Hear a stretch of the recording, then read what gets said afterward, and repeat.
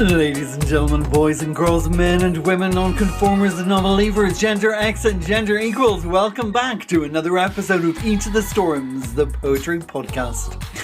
My name is Damien B Donnelly and I'm the host and producer of this show, coming to you on Spotify, Apple, Anchor, Google, Breaker, Pocket Cast, Overcast, Castbox, Podbean, Player FM, Radio Public and iTunes. Thank you so much for joining us here today and welcome back to the second half of Season 3. I am delighted to be back with you and sharing the voices of some fantastic poets from all around the world. Today we truly have an international show, from Northern Ireland to the Republic of Ireland, over to America and back across to the United Kingdom. This weekend on Each of the Storms we have an albatross and Icarus, cicadas and bond girls, sunsets at Fishbourne's, beginnings of ochre, umber and malachite, unexpected script changes in Harry Potter settings, mothers and daughters and wildfires, along with the loss of the Maryland Eagles. So, what are we waiting for? Let's get bloody poetic!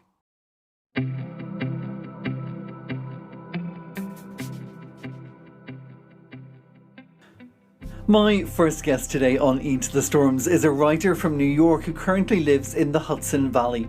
He is inspired by that landscape and his work has appeared in From Whispers to Roars, X-Ray Literary Magazine, Black Bough Poetry, Stodgy Magazine, and he currently has 2 chapbooks coming out. The first of which is now available to buy is called I Always Wanted to Be a Bond Girl, published by Daily Drunk Press, and coming soon but now available to pre-order is Cicada Song from Finishing Line Press.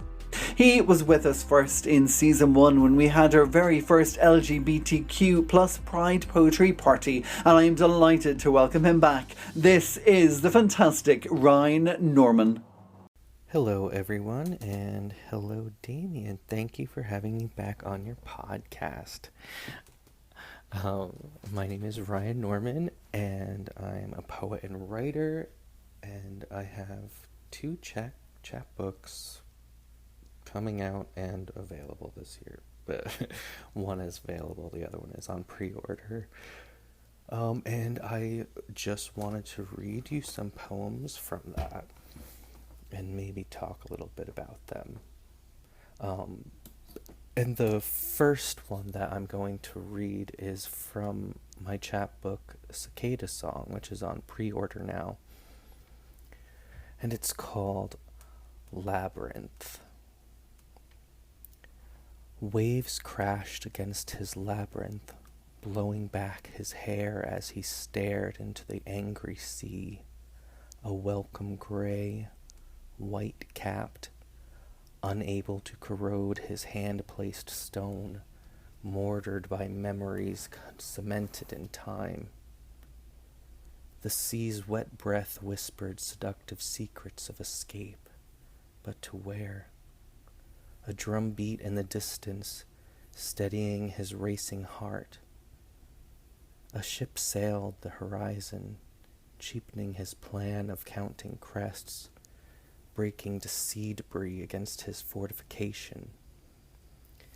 The albatross circled above.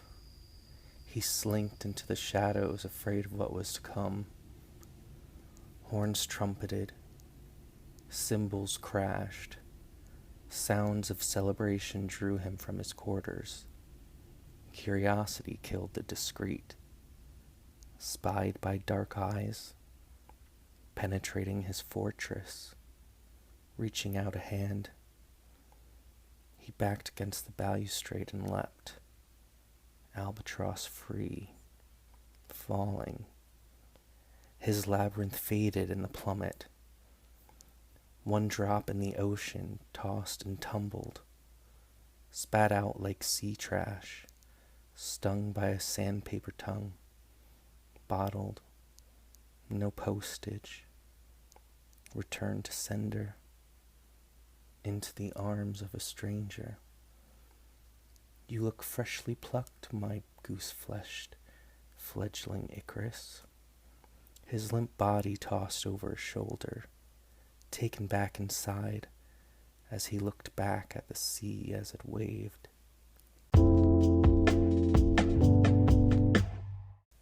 And that was inspired by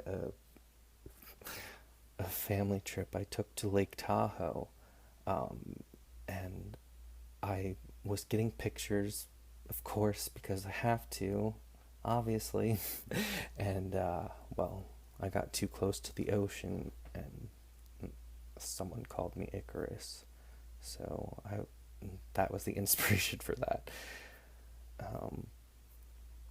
And I want to read another one from a cicada song. This is called Baby Breath. I came into this world head first, blue-faced, the voice choked out of me by the one thing giving me life. I've spoken of umbilical roots as a metaphor of a tree feeding souls into a dark cave as they transitioned into another life. But I've never spoken of my umbilical roots, the roots that stole my newborn voice, my baby breath. She should have known the care I would need, blew to this world with an umbilical noose, how I would cry and cry, twisted in emotions with no voice, forever entangled between fingers, purse strings, her voice, his voice. I cried until my breath stopped, blew again, blew always, tangled in the wires, crossing, sparking. I stood by her side, by his side, but I always hung upside down in my own life and learned to see things from the bottom. Around each corner, the torment of lassoed rope, the shadow of a noose, a reminder of my roots. No matter the successes, the connections, truth always leaked in my lungs, until I stayed with him on a lake and it called me in. So I called her, the lasso had its hold, and I walked through sprinklers, wetting me so the slip was easy, how I would struggle to say help me as I waded back into the water, trying to breathe the fluid once again, under the moon. Her voice calling from the shore 1,000 miles away, our lines entangled as I sank into the glimmering darkness.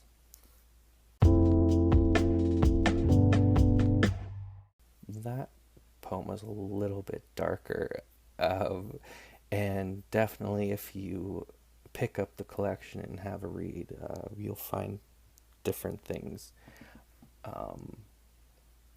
All about my life. And then I'm going to move on to my other chapbook, which is available now on Amazon, that you can purchase a physical copy or you can get a digital copy if that's what you would prefer. The book itself, the physical book, has 2 more poems in it that I added. I don't know, it's feeling a little wild, I suppose. But this is the title poem from my chapbook, I Always Wanted to Be a Bond Girl. And it's called I Always Want to Be a Bond Girl.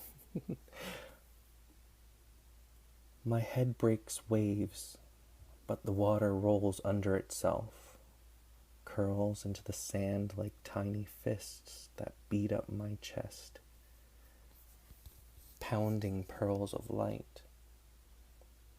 That water drip, crystalline shatter spilling down my torso. Am I a Bond girl now? My hips check the surf. Foam crawls up my back. I run my hand through my hair and the sun flares your lens. Is this slow motion for you too? The sea grabs my waist. Are you still watching?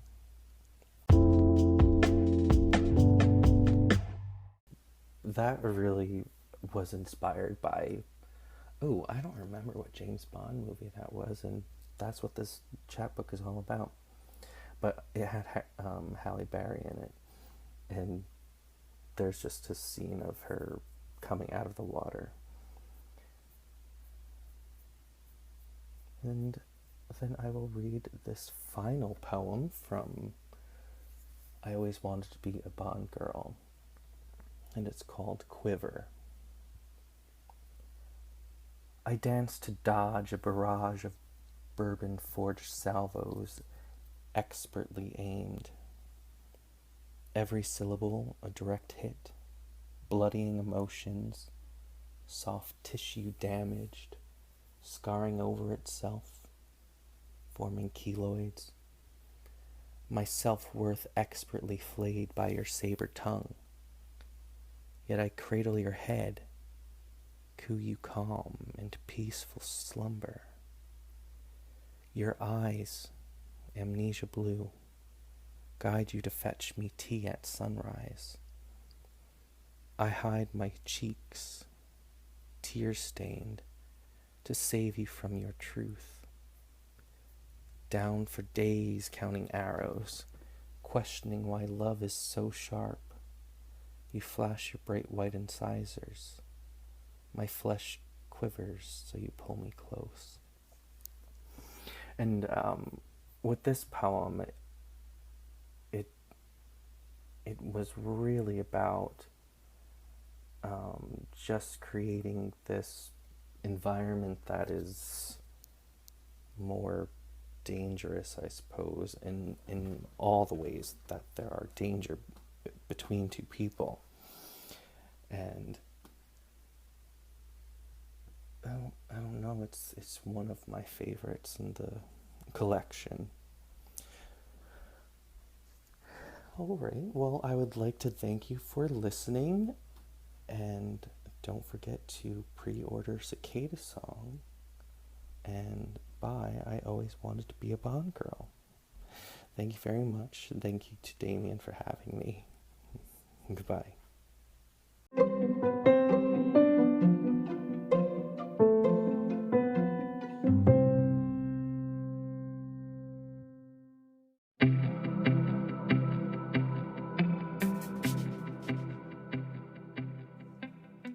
Next up on the show today, we are heading over to West Yorkshire in England, although this poet has a background here in Northern Ireland. Her first collection, The Impact of Limited Time, was published by Indigo Dreams in 2020, and since then everyone has been talking about it, but today we're about to hear why. She has recently had poems published in The Honest Ulsterman, The Rialto, and Ink, Sweat and Tears. With an MA in Creative Writing and a recent Creative Future Award, which she won in 2019, this is the psychiatric nurse, animal rescuer and occasional house cleaner called Kitty Donnelly. Hi, my name's Kitty Donnelly. Thank you for having me on your wonderful podcast. I only just discovered it recently, but it's got me through many rainy dog walks and long drives through the Yorkshire traffic. Going to be reading some poems from my first collection, The Impact of Limited Time, and then a couple of new ones. The first poem I'm going to read is about the experience of living with somebody who's terminally ill and how it changes things and affects your perceptions and your senses. It's called Between the Worlds. The sky looked as it's never looked again. On the tips of our tongues, revelations. All day the giddy colours of a dream, then the lucidity of darkness. A sunset infused with such terminal red, it shocked the whole harbour at Fishbourne. Heightened senses, discarded reticence. These were our compensations. The next poem I'm going to read was written for my daughter, Evie, and it's called Cave Painting.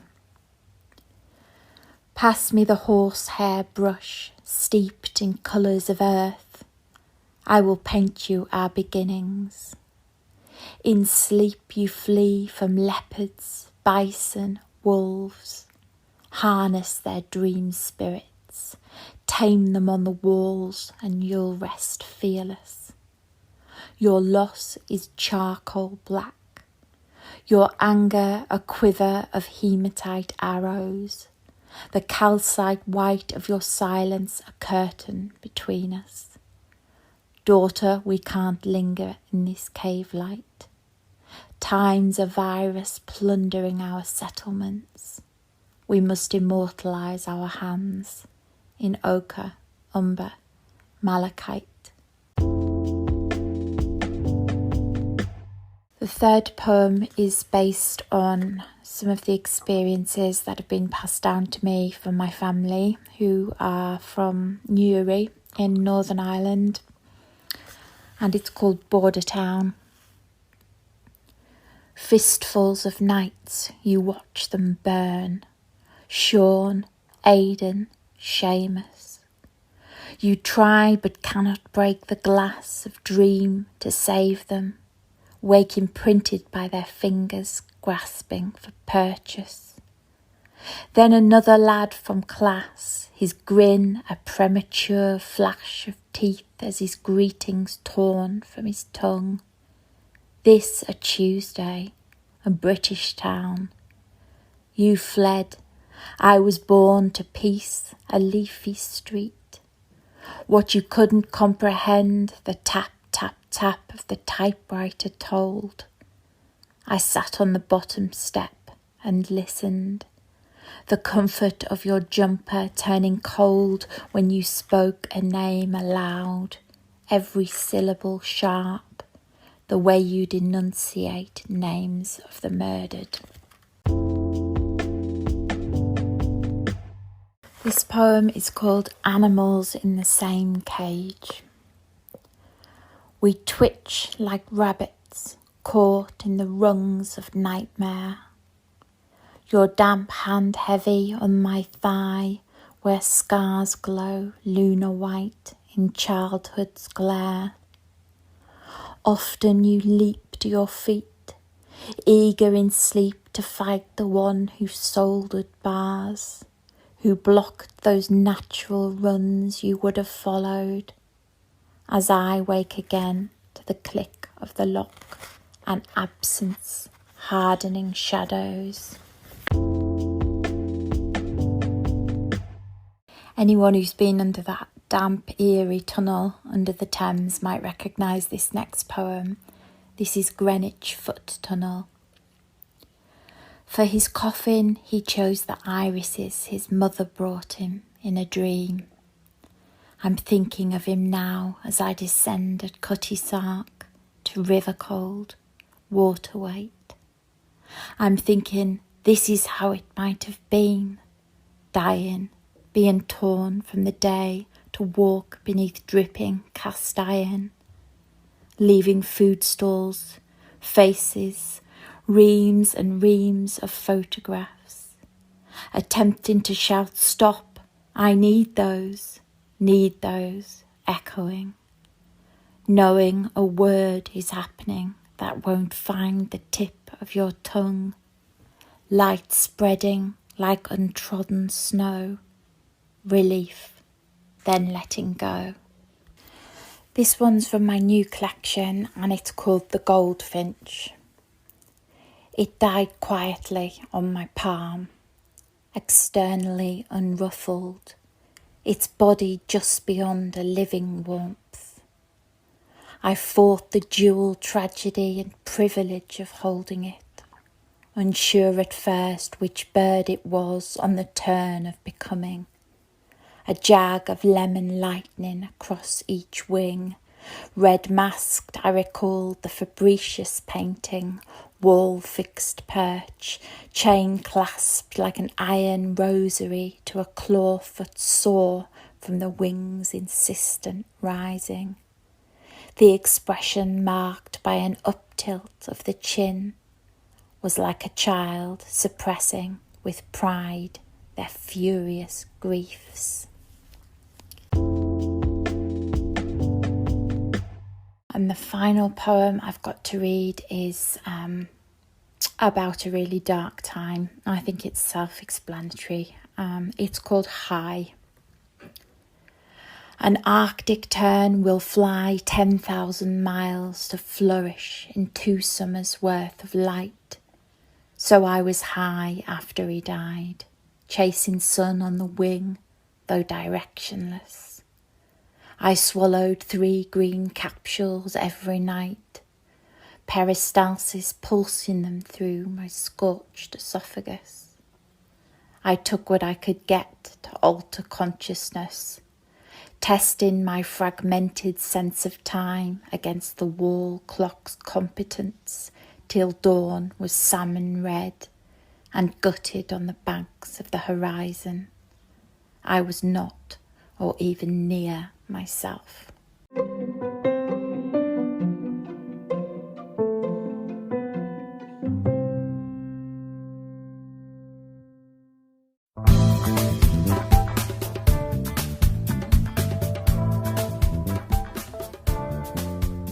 Joining us now on Eat the Storms, we have the returning guests, Champion Things, who were with us on the last episode when I shared 3 of the latest tracks from their new album called Deep Within the Slum Kitchen.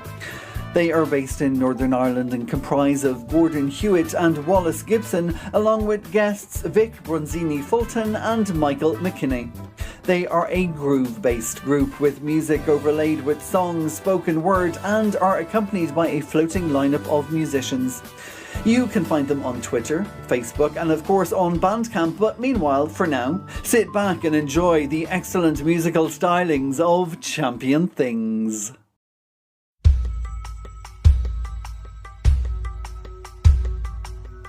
The residents insisted that this was and would continue to be a sleepy seaside town.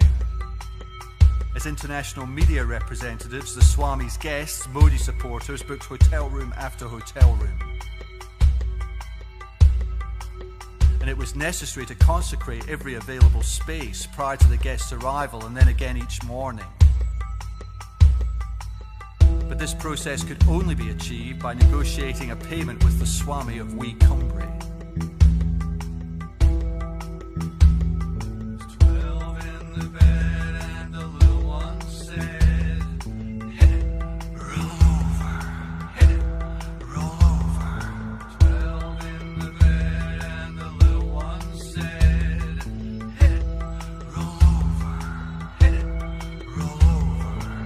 Each morning, crowds would gather on Larg's beach, bare feet quickly replaced with walking boots to accommodate the stony ground. And then binoculars, spyglasses, homemade ocular vehicles, every eye trained on the barefooted and bare-chested Baba, climbing into stainless steel vans. Now, he had already discussed with his followers that their feet should be unclean, transferring earthly goodness into the berries. And then it was suggested later that bathing in general was unnecessary, that the earth should be allowed to transfer its healing qualities. And on the plastic bottle, the claim was strident. We can cure viral infections, desultory conditions, and this caused much mirth in the local bars, homosexuality.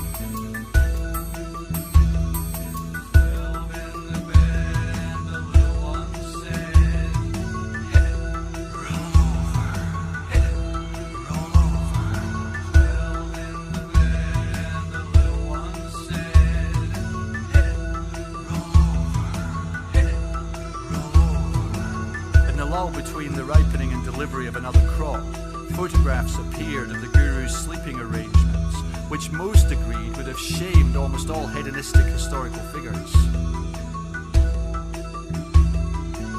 These people had also managed to infiltrate royal families and government agencies due to their perceived shamanic capacities. But as long as he spends his money here, suggested the mayor, we can live with his proclivities, uttering this despite the pregnancy of the daughters of the local dignitaries.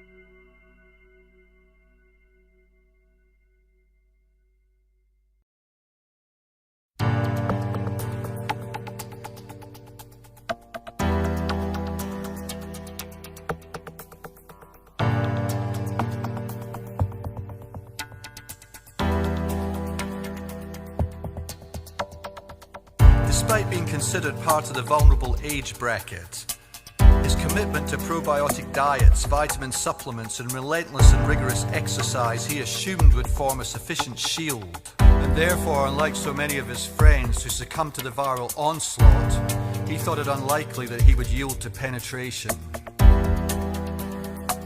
Regardless, he was bedridden for a month, enduring high temperatures, hallucinations, nosebleeds, jackhammer headaches. The rasp of the cough was relentless. Even recovery brought with it an unexpected fatigue. But once navigated, an invigoration and enthusiasm he thought eliminated returned.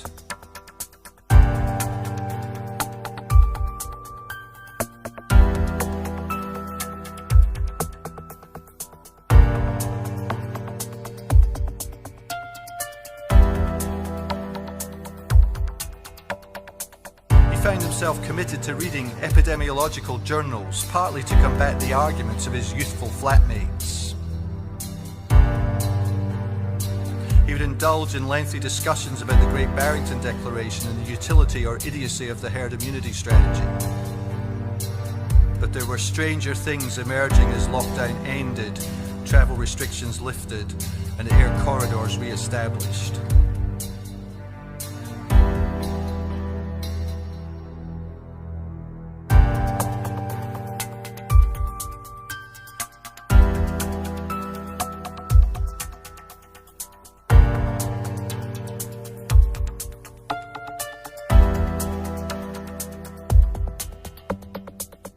Found himself pleading with his children to return home to visit their mother's graveside, not realizing that the relationship had not survived dementia or the restrictions.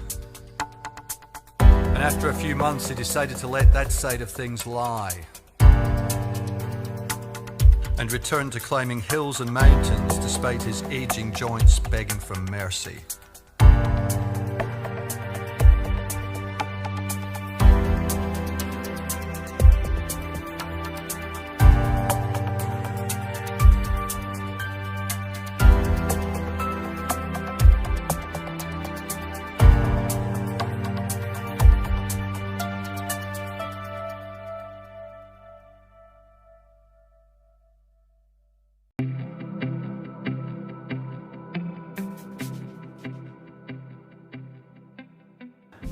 My next guest on the show today is no stranger to any aspiring poet, as he is not only the creator of the fantastic Poets Directory, that's www.poetsdirectory.co.uk, which is the one-stop shop for all you need to know about poetry, call-outs, submissions and interviews.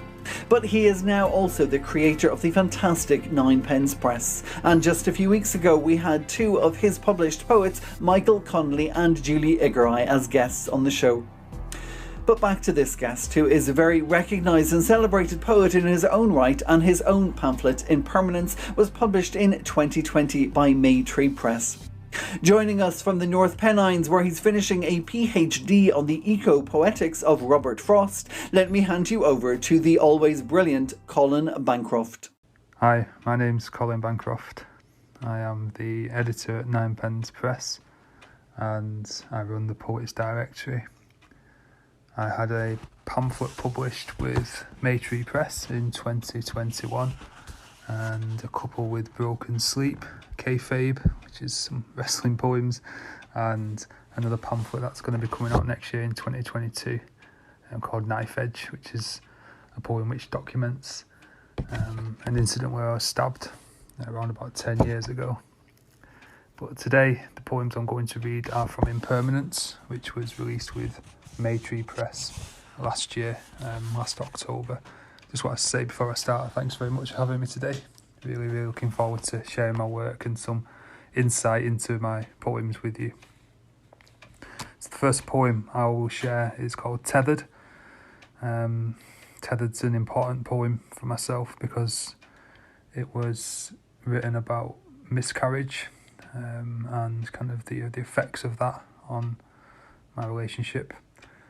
It won the 2016 Poets and Players Prize, which was also the first and pretty much only prize that I've entered and won. So it's kind of got a bit of a special place in my heart for that as well. So this is Tethered. All I could think about when you told me that we had lost it was that night we spent camping in Braemar, and the wind funneling down the channel between the hills at such a rate that it bent the tent poles and pushed the fabric almost into our faces, as though there were great pressure being applied on the outside, and the whole of the world was sitting on our refuge, crushing it down. That crush has come again, though different now in the silence of the stairs, and the rain is now your sobs, and the wind the startled breaths you take on my shoulder. That night I thought we might pull away. I could feel the guy ropes burying themselves deeper, holding on for dear life, knowing that if they weren't tethered in the ground, that they could end up anywhere. That tugging is you holding onto my shirt, pulling it tightly in your stooped sadness, holding you up, as though without a firm grip you might take off and end up somewhere beyond that valley, that field, and these stairs.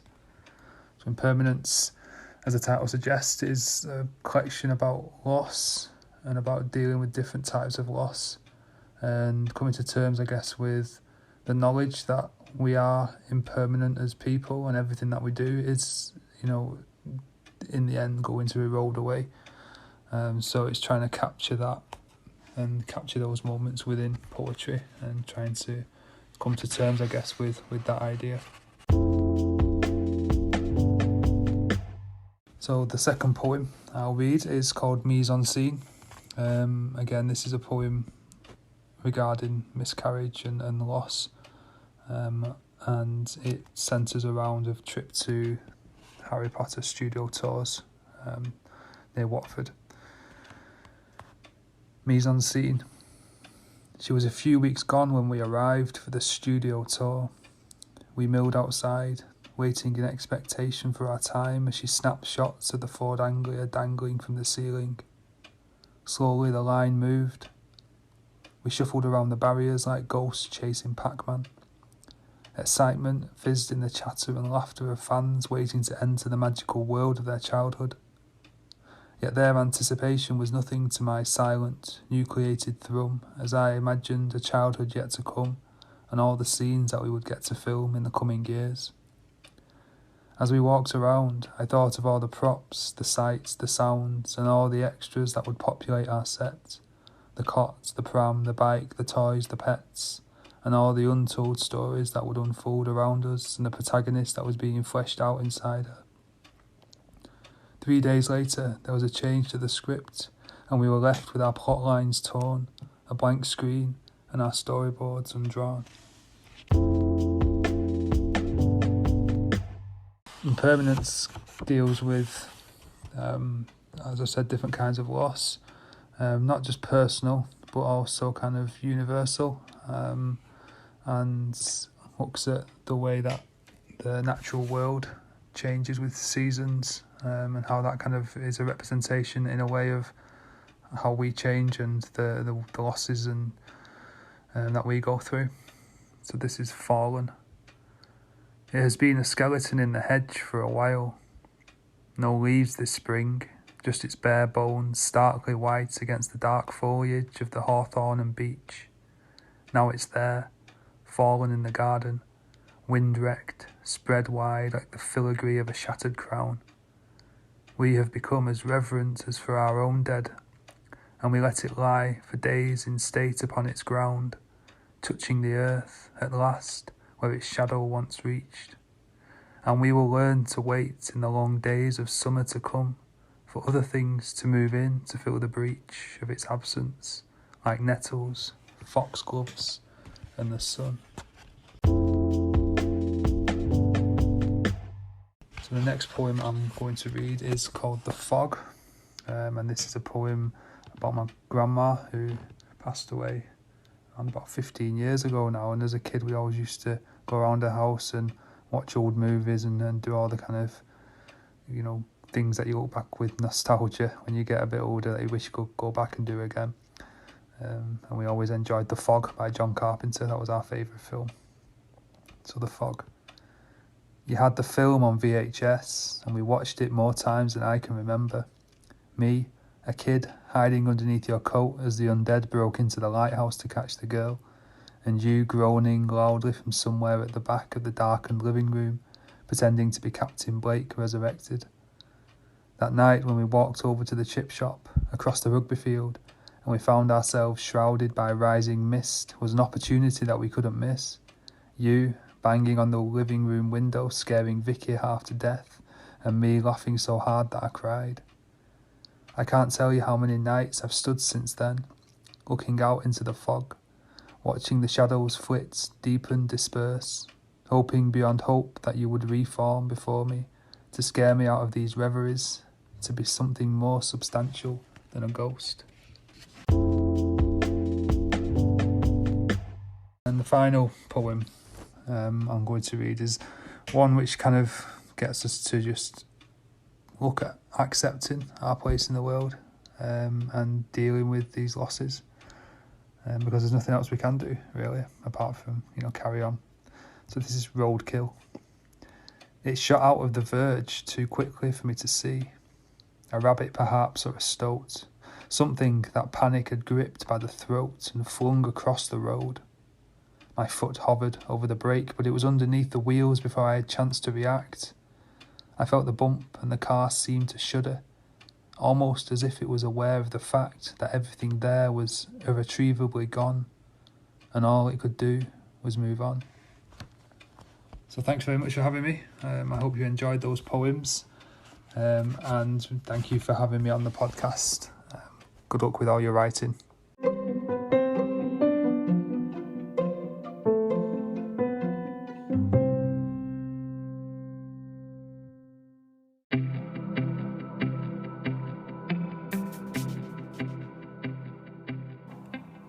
My next guest on Eat the Storms today is from County Down in Northern Ireland and is the author of 9 collections of poetry, including Snakeskin Stilettos, Beneath the Ice, The Horse's Nest, Miracle Fruit, Carnivorous, and her latest collection, Bonehouse, from Dira Press, which just came out this year.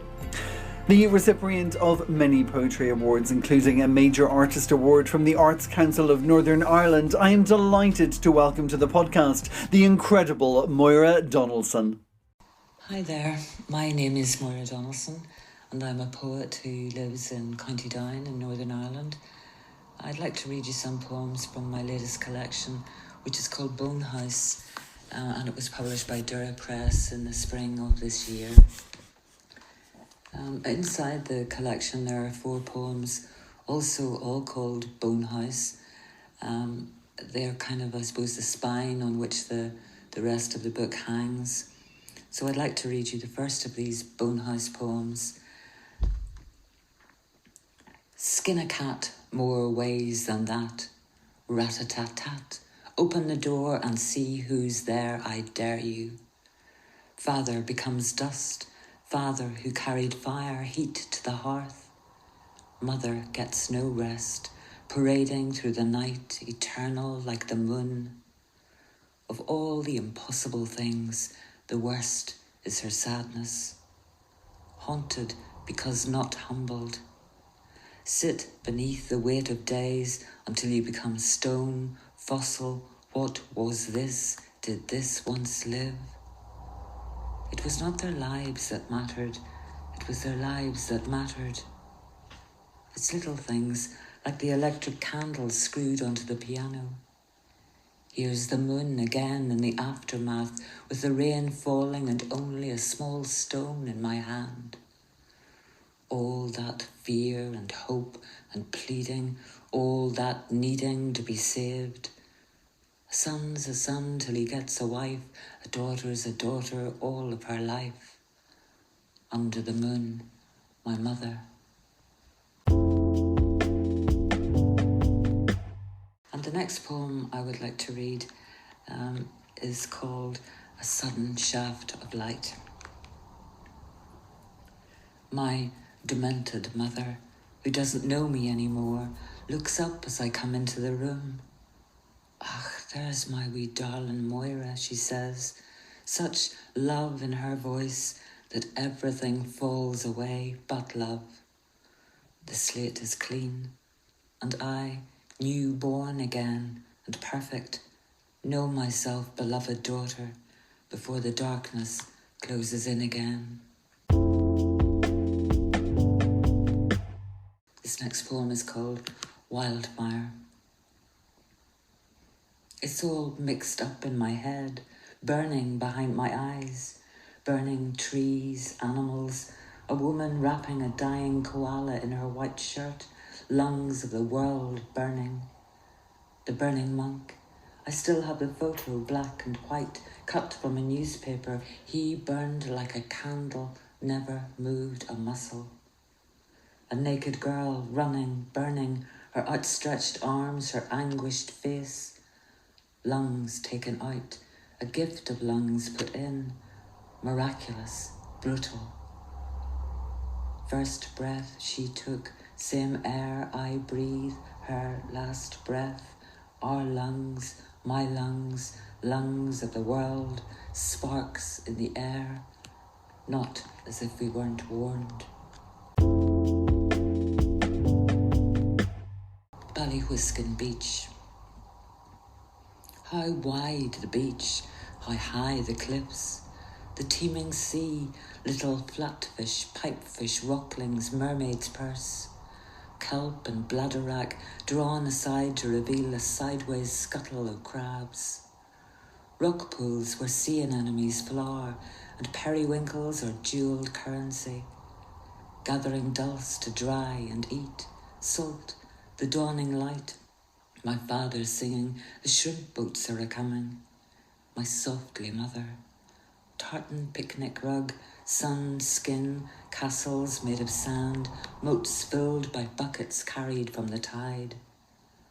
The length of days, calm, rolling deep of night, tenor G from New Island foghorn, sounding like the voice of the sea in the dreaming dark.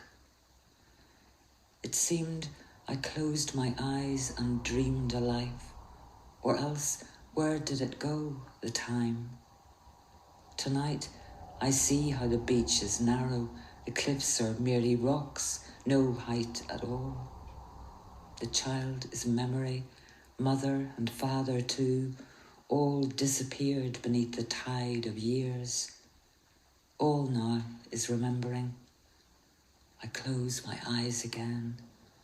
How high the cliffs, how wide the beach. And the last poem I'd like to read, I just dedicate it to my gorgeous granddaughter, who will be 2 in about a week, 10 days time.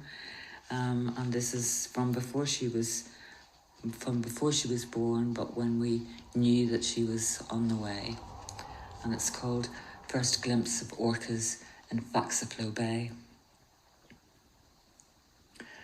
We've stood on deck for hours until we're nearly frozen, nearly given up. Our small family, husband, wife, our 2 grown girls, and our granddaughter swimming in her own warm, amniotic ocean. Then a shout goes out. My body begins to tremble.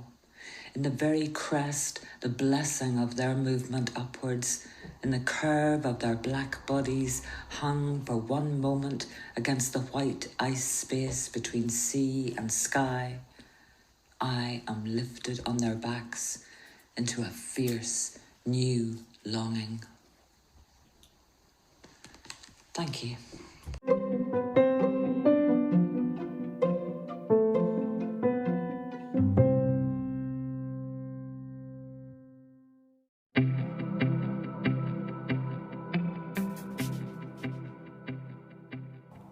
Next up on the show today, I'm going to read a few poems from another fantastic poet and also a supporter of the arts, as he is the editor of Fevers of the Mind Press, which I will tell you more about after I share his poems. He is the author of the poetry books New Disease Streets, The Cartoon Diaries, Taking Pictures in the Dark, and Last Reflections, all of which and more are available on Amazon. He has been widely published by Iceflow Press, Truly You, Dark Morrow, Anti-Heroin Chic, to name but a few, and in 2021 was nominated for Best of the Net. His upcoming collection will be a best of, which will be out soon, called Last Poetic Whispers. This is the poetry of David L. Onan. This first poem by David L. Onan is called The Bell Chimes 3 Times. When the bell chimes 3 times and the band stops playing funeral tunes, there's a burning running through the veins when the whistles penetrate through the trackless strains. There is no polish to the clanging. There are dark nights under stars singing, the curves of my brain still stinging, looking at the paths of sunsets reflecting over our bleeding. The bell chimes 3 times, watching the ugly and the beautiful break, walking emotionless down lonely dead flower valleys, emotions just deadened, awakened, just to find the ornaments of bones banging. The bell chimes 3 times for the chains of forbidden fruits washing away in the heart of our drink. The chills on this brightened night leaves me falling in the broken ocean. Pull my body out of this drowning and pull the plug from the flaking moon, washing the green from my eyes, turning to brick grey. The bell chimes 3 times. You're still stuck on the second chime, while the city displays us to be vulgar and taboo. You're watching all the legs and your forehead is all sweaty. You're saddened by temptations and you leak insecurities. The bell doesn't bite for flesh, and your fevered swims that lead to only powdered ashes. The bell chimes 3 times. A new morning kicks the highway's dirt into the sun's breath, winding in the wind that beat the hills into dusty coffins. Feel all those nervous blades leaving your stomach. 1,000 minutes wrapped into one. Lost in the square without a compass, tripping our chords, still attached and wanting a sense of belonging during all this, needing reality. You live for the women and the sugar. The bell chimes 3 times. I'm thinking of a new sky. I've been hearing that there's a rumbling in the beast's eye. I feel the nerves eating through this bone like steel, remembering all the alarms and disease. The bells convulsing, the foghorns stitching. I want to be home, sleeping over the gun. I want to bag the buttons of the sun. You want to be home, sleeping over the gun. You want to bag the buttons of the sun, to leave a little light inside, to begin threading in. The bell chimes 3 times. Crashing through quiet beams, the church floats on the water, the blood, the Bibles and the babies of war. The battle of the Adam and Eve shores. We've been drunk in the belching deserts. And the bell, she chimes 3 times.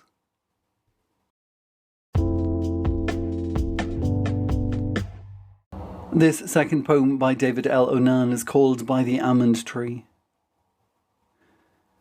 By the almond tree, there lays a skull under leaves. Under many brown almonds, decayed in taste. Rain withered leaves milked in chipped stones like chipped fingernails, scattered by the wind. The bleeding wings in love with the heat of this sidewalk that cooks the dinner, that severs the wedding bells. The almonds mush, but hard like bone, broken bones wave in the spinning glass from the impact of a car wreck or weather. Feel the snow's breath nearby. By confused thunderhead, create the flakes from God's palm over the wires of sticks, bent like arms at a 90-degree angle, to sprinkle little wet blankets over almonds, forgetting our soldiers' burial or fallen that breathes out the last loves when the stars this morphia ripped the sky like millions of popped balloons. The flags wave in, the sounds of the funeral, the electricity dimming from our falling feet. Leaves our fire to puddles of water. Puddles of water for dirty almonds to sprout new life when picked up by infant hands and given to a new universe, or Jesus returning from impermanence to reshape the bones back to mechanical grenades that walk, that run, that live. New bleeding hearts cocked out of sunshine, birthed in heaven to feed the giants under the almond tree. The world is nude in red wash. The blue, behind the flowing curtains of cosmos, watch the cities become countryside, and watch humanity float off on those infertile grounds.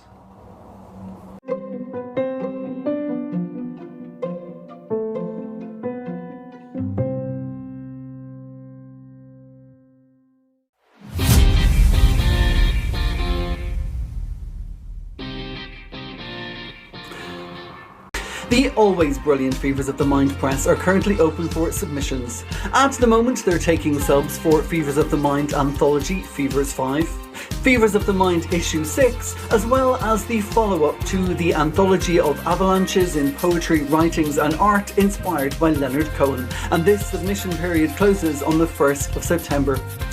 You can find Fevers of the Mind Press at www.feversofthemind.com, where is shared an incredible wealth of new poems from their anthologies, and right now you can find their new hit interview series Quick 9, which gives the same questions to various writers, a fascinating series exploring what inspires and influences writers, why they write and who they read. So, feversofthemind.com, let your fingers do the walking for your poetic fix, to be inspired, to be motivated, and also right now to be included in this fantastic press.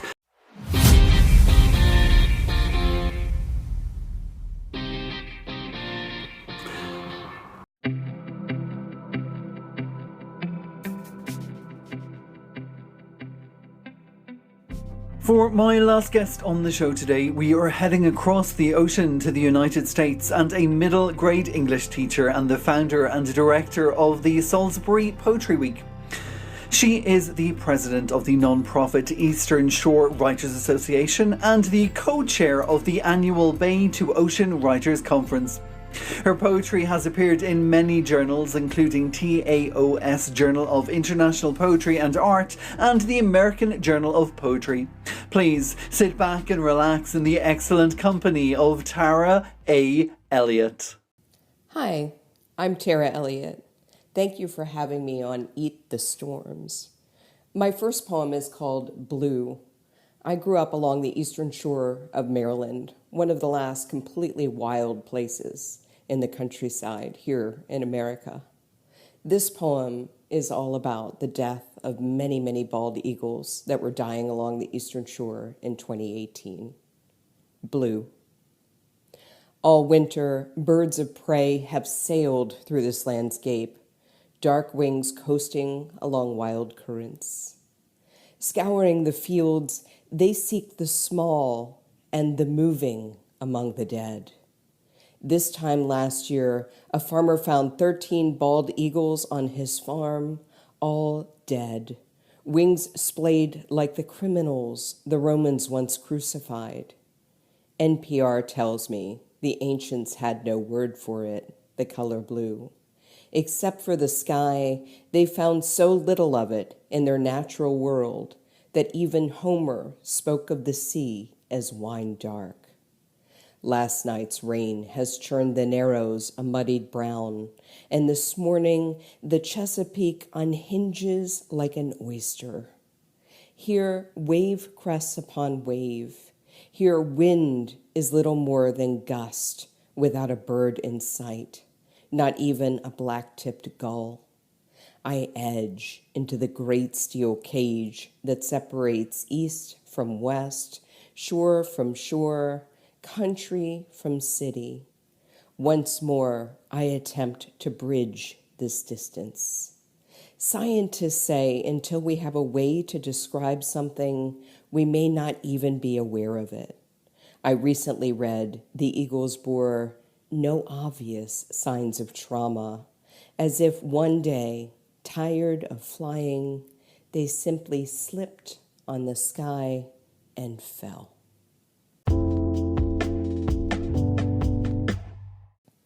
As teenagers, my friends and I would often make pilgrimages to St. Paul's Churchyard in Chestertown, where the silent screen actress Tallulah Bankhead is buried. This poem, which is a true story, is called St. Paul's Churchyard. I thought I told you to wait in the car, Tallulah Bankhead.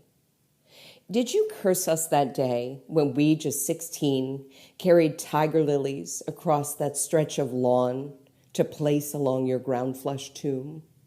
And you, more silent than any of your early pictures, said nothing. What did we want of a used-up actress dead and gone by more than 20 years? What did we hope would ghost from your grave? Secrets of Hollywood, tales of lovers you seduced by framing yourself in bathrobes and high-heeled mules, your on-screen lipstick blacker than any ink, cigarette smoke leaking from the front of your mouth and constant French inhale, and how you never once wore panties, even when climbing or turning cartwheels. Oh, Dutch, we needed to know how you lost even the bit parts to those better than you, how you'd put your lips together and blow every damned role to which you were destined, every handsome man who ever dared love you, and how the Cabana boys and casting directors would part your jazz garters to fill you with intent, and why you never returned to the South with your nose clean, darling, champagne and bourbon dripping off your tongue like honey from the local hives. Oh, Tallulah, your very name spoke fame, something we knew we'd never have, of which, like the babies the studio made you abort, you never were delivered. Addicted to your mixed drink of infamy and tragedy, we scouted for your grave, so entirely plain it would take hours for us to find. No wonder we would return to the car to find the window shattered, safety glass glinting in the sunlight, beaded and blue, like one of those gowns men would so often slip from your marble shoulders.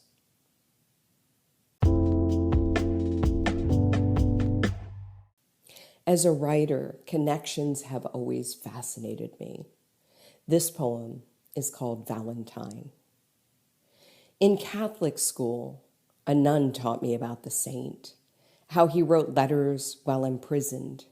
Stripping leaves from a tree outside his cell, he scratched coded messages with a stick through chlorophyll and slipped heart-shaped notes through the bars of his window to flutter to his lover below. Later, I was taught he was sainted for marrying couples against emperor's orders. Unmarried soldiers would not run from battle. I recently read that the first known drawing of the human heart was 2 of the organs stitched together. Buried at the Church of St. Valentine, Da Vinci understood the heart beyond its shape, slicing through flesh until he grasped how each of the chambers worked in unison to pump blood through body. He was the first to document the pulse as it thrummed beneath the delicate skin of the wrist. Da Vinci drew his findings from the movements of rivers, surmising all water must eventually return to source. Stealing into crypts and dissecting in the winter so the bodies would not fall apart, he recognized the heart as muscle, not warming the blood as previously thought, but instead squeezing to create currents, the flow filling the organ until it would wring itself out. Valves he analyzed through a model he made of glass, grass seed and water flooding the chambers until an eddy forced them shut. He observed rotational movement, its cone-like shape, the complexity of its twisting, and in its failure, he recognized that twist lost. In his journals, he concluded that the heart feeds itself. Da Vinci's findings were never published in his lifetime.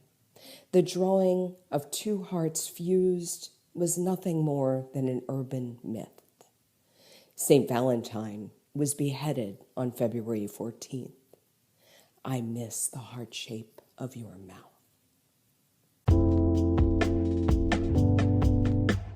Weaving nature into my work is really, really crucial and important to my poetry. This is called honeysuckle.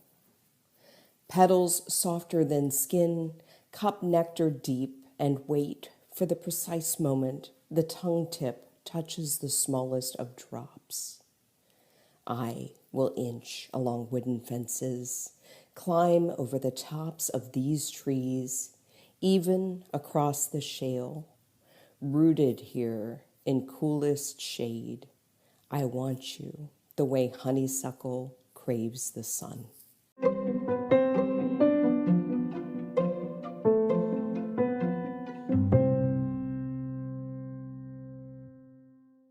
We are now coming to the end of today's show, and so I'd like to leave you with 2 poems before we go. The first poem is called Shades of Blue, and it comes from my debut poetry pamphlet, Each the Storms, which was published by the Hedgehog Poetry Press in September of last year, now on its way to its first birthday. This poem is about adoption and the whispers and connections it brings up, sometimes long after. The first poem that I'm going to leave you with is also about connections. It's called I Give You Fair Warning Up There in Lights, and it was triggered when I heard of Mount Sinai Hospital in New York City. And of course, whenever I think of New York City, I'm very strangely triggered into thinking about Winnie the Pooh and Tigger and Piglet, who are now at home in the New York Public Library behind a glass case. So this is I Give You Fair Warning Up There in Lights. Whenever I hear the mention of Mount Sinai, I think of desert dust singing in the memory of water and not tourist-filled taxis burning fares of emergencies across a park. Whenever I think of Winnie and Tigger and Piglet too, I'm never near a fence, or robin, or honeyed hands. Instead, I'm stuck to thoughts of stuffed toys contemplating reflections in glass cases behind the books they've made into their beds, in the library, in the Schwartzman on 5th. Whenever I hear a whistle, I'm not benched at the ball game, bluffing understanding and digging undersoul spikes into earth to find connections to something other than soccer. No. Whenever I bring my lips together to catch a cab, to carry me over to considerations on how to hold a stuffed bear behind the glass reflection he's grown tired of, it's no halting whisper, slipping from mouth that comes to mind, but the soft lie of your kiss that took me there, to the blinding avenues on the other side of understandings the mind makes of meanders, when I consider one thing and am confronted by the other. The first time, I fell over everything because my eyes kept looking up. Since then, I am more cautious of all the things at my own level that can topple me.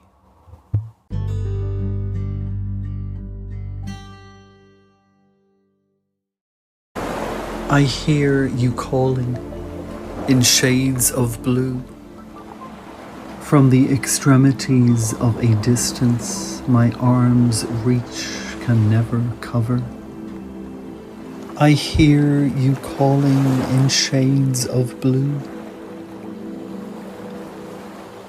Your concern comes in currents across the continents, in these cold corners when I question creation and my position within it. I hear you calling in shades of blue, only one born to know no origins can truly discern, in these days that demand ties that have not been well feathered.